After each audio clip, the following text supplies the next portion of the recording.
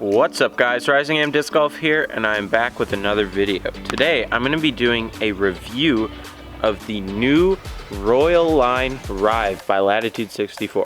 Let's go.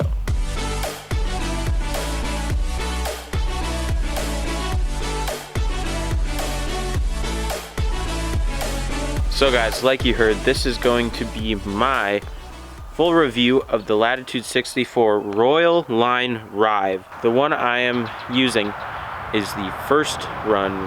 Now, if you saw my Royal Box unboxings from a couple months ago at this point, you would have saw my first impressions of the Rive. It feels a lot like the Raider, but that plastic that they have developed for the Royal Line is super unique. It's like a grippier but stiff gold line or fusion plastic, and the technology they've developed to eliminate flashing is super prevalent, especially when I was comparing it to this new stock Fusion Raider that I took out just for this comparison. There's that bit of flashing on the underside, and there's just absolutely none of that on the Rive. And it's really quality plastic. Now, one thing I've noticed with the first run versus the prototype, even though I didn't throw the prototype, is those were flatter. At least the pink one I got was flatter than this kind of teal colored first run Rive. And I really notice the dome affecting the glide of this disc. When I was testing it, we'll get to the flights later, but this thing just likes to bomb. Another new addition from the prototypes to this run is the addition of tooling on the bottom. So there's actually the little Rive crown and a smaller Latitude 64 tooling. So before, with the protos, there was no tooling at all, so it was kind of hard to tell the difference. So obviously they were going to do that by the time stock runs came out, but I just think that's super cool.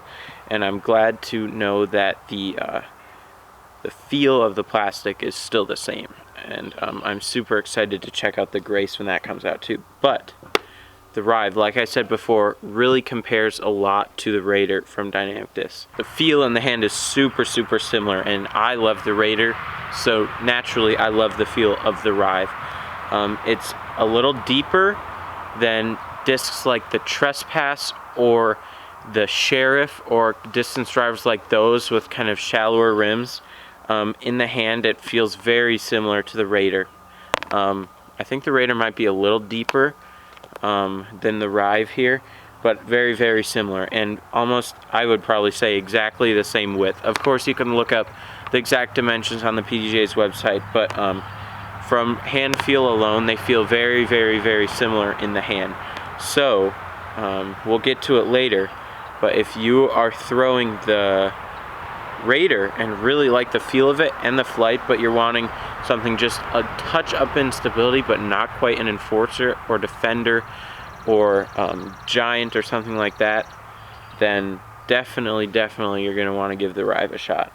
Another thing before we get to the flight that I've seen a lot of these first runs is just the plastic is so sick. You can see it in the B-roll, but also me just kind of holding it up. The one I have is not as swirly as some of the other ones, but when you hold it up to the light, it is just so insanely swirly in the rim and on the insides, and not kind of that burst that we see usually with Trilogy, more of those color swirls. And I know I saw some really cool lime green ones and like magenta, so that is super cool. You can't go wrong with swirls, so really cool to see that. Now the flight of the Rive. Its flight numbers are speed 13, glide of 5, turn of 0, and fade of 3.5, where the Raiders are 13.5, negative 0.5, and 3. So I think the numbers compare to each other really well. The Rive is a step up in stability from the Raider, but they still are at that same speed and same glide. So when I was testing them, the Raider would only go probably 10 feet further, sometimes more depending on the line, but the Rive was definitely still up there in distance, just with a touch more fade. When thrown flat into no wind, the Rive is super good at just holding that straight line, maybe a touch of turn, depending on how hard I threw it, but it would always get a nice, really nice fade back. Super similar to my more beat-in enforcers. And when the Raider is thrown flat with this new, like I said, brand new Fusion one, I'll get a nice little turn out of it and a nice little fade. So right away we see the difference with the Rive just having a little bit more finish and a little less turn. On Anheuser, the Raider would kind of hold it all the way to the end and just kind of flatten out and maybe fade a little bit, but the Rive would, it would turn, but it would get a nice little fade back. And of course, pros like Tristan Tanner, I know, are really liking the Rive, and they are probably getting flights that similar to what I'm getting from the Raider out of the Rive. So obviously, I'm an amateur. The name of my YouTube channel features that caveat, so keep that in mind. But I doubt most of my viewers are throwing over 425 feet anyways. So actually, maybe you are. Maybe I'm underestimating. Whatever. You guys, you do you. On hyzer, the Rive is really, really good at a nice pushing hyzer. And when I'm throwing hyzers, I know I like a disc that's dependable, that I know won't flip up or like flip over, but I'm not throwing the most overstable disc on my bag for big hyzers because I want it to go somewhere. And the Rive is really good at those kind of hyzers because it still has that 5 glide. It really likes to get air under and push while it's fading. It's not a dump. And the Raider on a hyzer will sometimes even flip up a little bit depending on how much I give. So again, the Rive is just a touch more stable than the Raider and a little more dependable. On max distance lines, I'm able to get the Raider, depending on how I'm feeling that day, anywhere from 400 to about 440 feet lately. And the Rive is just about 20 to 10 feet behind that. So the best throw I was able to get out in the field with the Rive was about 415 feet. But definitely not a lack of distance with the Rive.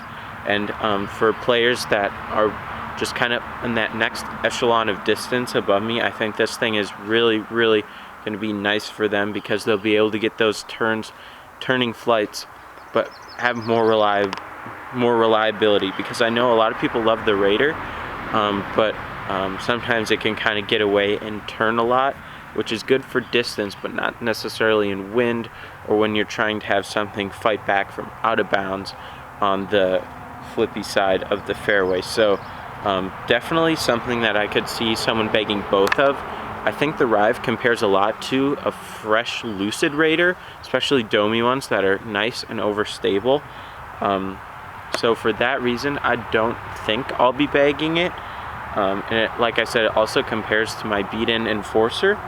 But I definitely see a lot of people who never really clicked with the Raider or other kind of workhorse distance drivers really loving the Rive. And I think the Grace, which we'll see coming out later this month, really will complement it, being just a touch slower and more understable. So I think that is super awesome in the Latitude lineup, and I think this disc will become a lot of players' go-to distance driver.